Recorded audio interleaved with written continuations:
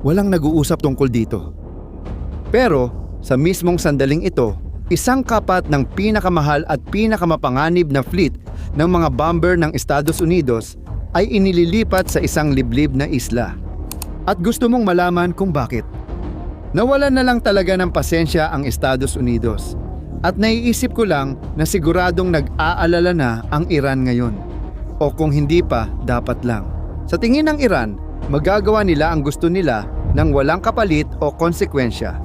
Mahigit isang taon na nilang sinusuportahan ang mga Houthi sa Yemen para magdulot ng kaguluhan sa Red Sea nang hindi sila mismo ang nadadamay. Binalaan na sila noon ni Pangulong Donald Trump pero hindi nila ito pinansin. At ngayon, isang malaking paggalaw ng mga B-2 Spirit na bomber ang inihahanda para sa posibleng paglala ng sigalot sa gitnang silangan. Habang nakikipag-usap ako sa iyo, inililipat ng Estados Unidos ang mga stealth bomber na ito sa isang base militar na abot ng Iran.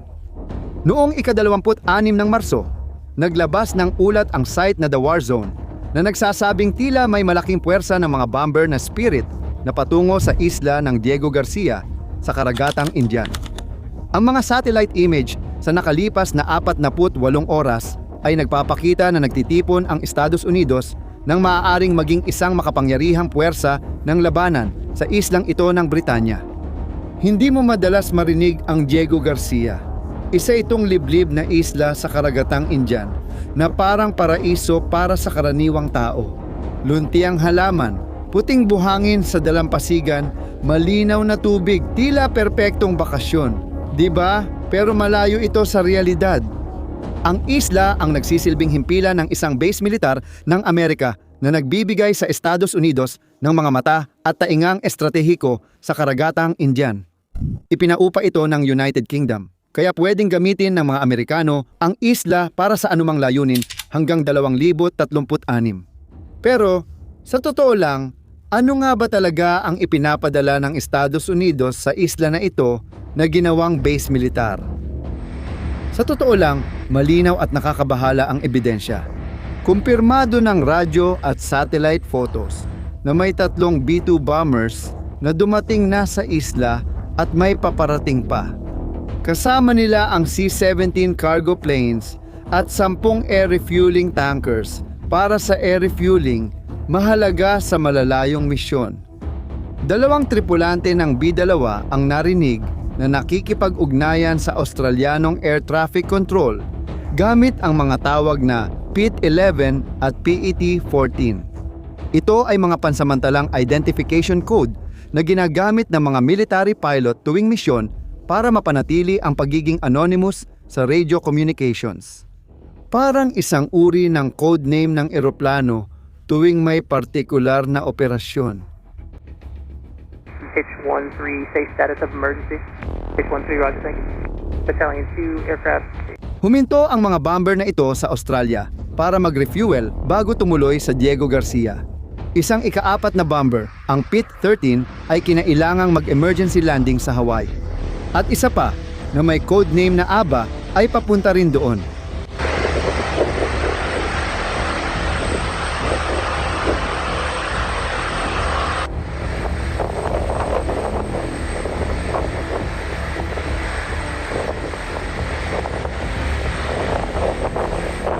Sa kabuuan, ito ay kumakatawan sa isang kapat ng buong fleet ng B-2 ng Estados Unidos na minobilisa para sa operasyong ito.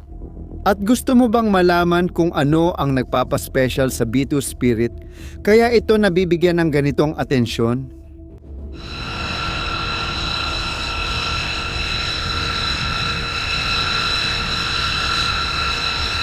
Ito ay isa lamang sa pinaka-ekstraordinaryong sandata na kailanman ginawa ng tao. 2 tao lang ang nagpapalipad ng bomber na ito, kayang halos kasing bilis ng tunog.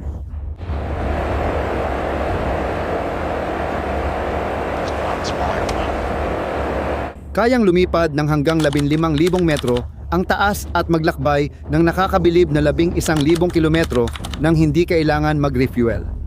Sa isang beses lang na pag-refuel sa ere, tataas ang saklaw nito sa hindi kapanipaniwalang 18,500 kilometro.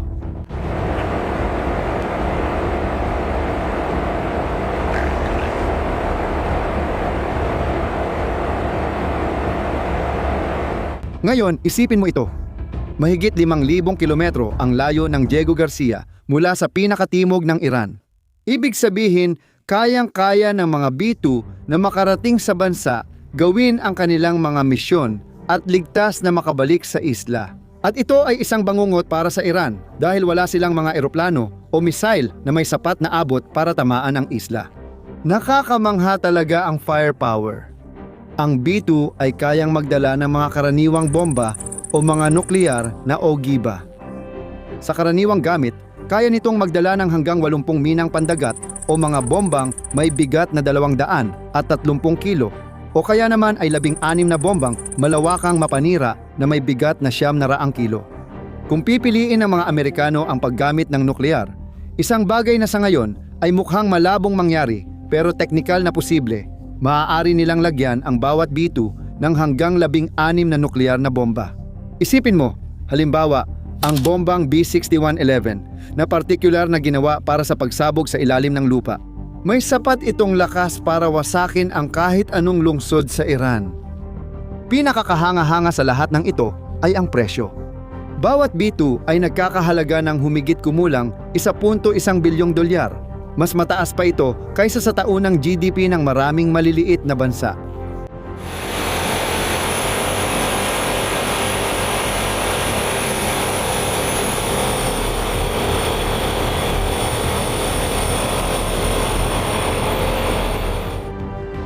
Ibig sabihin, ang mga bombarderong ipinadala lang sa Diego Garcia ay kumakatawan na sa higit 5 bilyong dolyar na puhunan.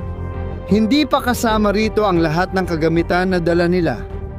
Pero hindi ito ang unang beses na ginamit ng Estados Unidos ang Diego Garcia bilang base para magpakita ng lakas laban sa Iran.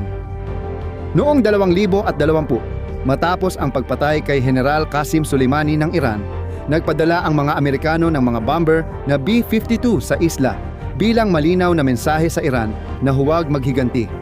Ginamit din ang isla bilang launching point para sa mga pag-atake noong mga operasyon sa Iraq at Afghanistan. Gusto mo bang malaman kung bakit seryoso ang mga hakbang ng Estados Unidos ngayon? Nagsimula ang problema sa mga Houthi na kontrolado ang malaking bahagi ng Yemen nang atakihin nila ang mga barko sa Dagat Pula. Simula noong 2023, nagsagawa ang grupo ng halos 100 at 30 pag-atake sa komersyal na barko.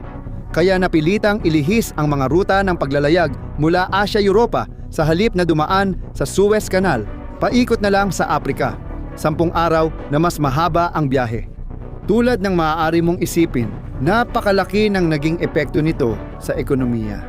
Sa taong 2024 pa lang, tinatayang nasa 200 bilyong dolyar ang nawala sa pandaigdigang ekonomiya dahil sa mga pag-ataking ito at sa mga kinakailangang pag-iwas ng ruta. Bawat biyahe ay nagdagdag ng gastos na halos 1 milyong dolyar na siguradong makikita sa presyo ng mga produktong dinadala roon. Isang gastusin na tayo ang nagbabayad dahil di naligtas ang komersyal na karagatan. Dahil dito, nagsimulang atakihin ng Estados Unidos nang matindi ang mga kuta ng mga Houthi, tinatarget ang kanilang mga base, mga imbakan ng misil at mga lider. Hindi lang ito basta babala, kundi pagpapakita ng kapangyarihan. Alam ko na marami sa inyo ang iniisip ngayon. Sige, pinag-uusapan mo ang mga Houthi ng Yemen. Ano naman ang kinalaman ng Iran dito? Ganito kasi yon, may matibay na ebidensya na ang bansa ay nagbibigay ng mga armas, drone, at mga misil sa mga Houthi. Ayon sa Pundasyon para sa Depensa ng mga Demokrasya, madalas magpuslit ng armas ang Iran papunta sa Yemen. Noong Hunyo nakaraang taon, naitala ng United Kingdom ang pagdating ng halos 500 barkong Iranian sa mga pantalang kontrolado ng mga Houthi. Ipinapakita nito na tuloy-tuloy at malaki ang daloy ng mga armas. At dahil dito, malinaw ang mensahe ni Trump sa Iran: itigil ang pagsuporta sa mga Houthi o harapin ang mga kahihinatnan. Noong Marso 7, sinabi ng Pangulong Amerikano na nagpadala siya ng liham sa pamahalaan ng Iran para buksan ang negosasyon sa bagong kasunduang nuklear. Sabi niya, nagsulat ako sa kanila na umaasa akong makipagnegosasyon sila dahil kung gagamit tayo ng lakas militar, masama ito para sa kanila. Ang liham ay tila nagtakda ng 2 buwang palugit para sa pinakamataas na pinuno ng Iran, si Ali Khamenei, na umupo sa negosasyon, ibig sabihin hanggang sa simula ng Mayo. Ang pagdating ng mga B2 sa Diego Garcia ay paraan ni Trump para ipakita na seryoso siya sa kanyang mga banta. Ipinapahiwatig ng Estados Unidos sa Iran na alam nilang mabuti na wala pa talagang sandatang nuklear ang bansa. Pero ang mga Amerikano ay may mga sandatang iyon at kaya nilang iputok ang mga ito mula sa mga bombarderong ganap na hindi kayang abutin ng anumang kontra-atake ng Iran. Pero gagana kaya ang estratehiyang ito? May ilang eksperto sa gitnang silangan na nagdududa tungkol dito. Marami ang naniniwala na ang mga Houthi na sinusuportahan ng Iran ay hindi basta-basta matatalo gamit lang ang lakas ng himpapawid. Tulad ng sinabi ni James R. Holmes, profesor ng estratehiyang pandagat sa Naval War College, kailangan mong kontrolin ang teritoryo para manalo. Hindi kayang sakupin ng mga eroplano ang teritoryo, gaano man sila kahalaga bilang suporta sa mga hukbo at mga marines. Pero may isa pang mahalagang punto rito. May panganib pa rin na gamitin ng mga Houthi ang mga pag-atake ng Amerika para palakasin ang kanilang posisyon sa Yemen. Sinabi ni Fareya al-Muslimi, isang Yemeni na mananaliksik mula sa Chatham House, na ang mga pag-ataking ito ay isang direktang tugon sa mga dasal ng mga Houthi na magkaroon ng digmaan laban sa Estados Unidos dahil gusto ng grupo na hilahin ang Estados Unidos sa mas malawak na eskalasyon sa rehiyon. Gaya ng nakikita mo, para sa mga Houthi, ang mga dahilan para pukawin ang isang labanan laban sa Estados Unidos ay lampas pa sa simpleng pag-atake sa mga barko sa Dagat Pula. Ang digmaang ito na kanilang ninanais ay malalim na nakaugat sa kanilang mga paniniwalang ideolohikal at relihiyoso. Ang opisyal na slogan ng grupo ay naglalaman ng mga katagang tulad ng kamatayan sa Amerika at nakikita nila ang kanilang sarili bilang bahagi ng mas malawak na paglaban laban sa impluensya ng kanluran sa rehiyon. Para sa kanila, ang direktang sagupaan laban sa mga Amerikano ay hindi lang isang taktika militar, kundi isa ring pagpapatunay sa kanilang kwento na ipinagtatanggol nila ang Yemen laban sa imperialismong Amerikano. Isang bagay na nagpapalakas sa kanilang posisyon sa loob at tumutulong sa pagre-recruit ng mga bagong miyembro. Samantala, hindi pa interesado ang malalaking shipping line na bumalik agad sa Dagat Pula. Nakaangkop na sila sa mga alternatibong ruta na kahit mas mahaba at mas mahal ay nagbibigay daan para ligtas na maihatid ang mga kalakal. Tulad ng nakikita mo, may komplikadong deadlock tayo. Sa isang banda, ipinapakita ng Estados Unidos ang kanilang kahanga-hangang lakas militar sa pamamagitan ng pagpapadala ng kanilang makapangyarihang mga bomber. Tila gusto pa ng mga Houthi ang paglala ng sitwasyon habang nagbabayad ang pandaigdigang kalakalan para maiwasan ito. Sa tingin mo, ano mangyayari pagkatapos nito? Sa tingin mo ba, ang pagpapakita ng lakas ng Amerika ay talagang magpapaurong sa Iran at titigil sila sa pagsuporta sa mga Houthi? O papunta na tayo sa mas malawak pang sigalot sa gitnang silangan? At mas mahalaga, naniniwala ba kayo na ang estratehiya ni Trump gamit ang B2 bilang paraan ng presyon ay gagana para mapaupo ang Iran sa negosasyon tungkol sa kanilang nuklear na programa? Ilagay ang opinyon ninyo sa mga komento. Gusto ko talagang malaman ang opinyon ninyo sa paksang ito. Kung nagustuhan mo ang content na ito, huwag kalimutang mag-like at mag-subscribe sa channel para sa karagdagang pagsusuri sa mga pandaigdigang alitan at heopolitika. Hanggang sa susunod na video!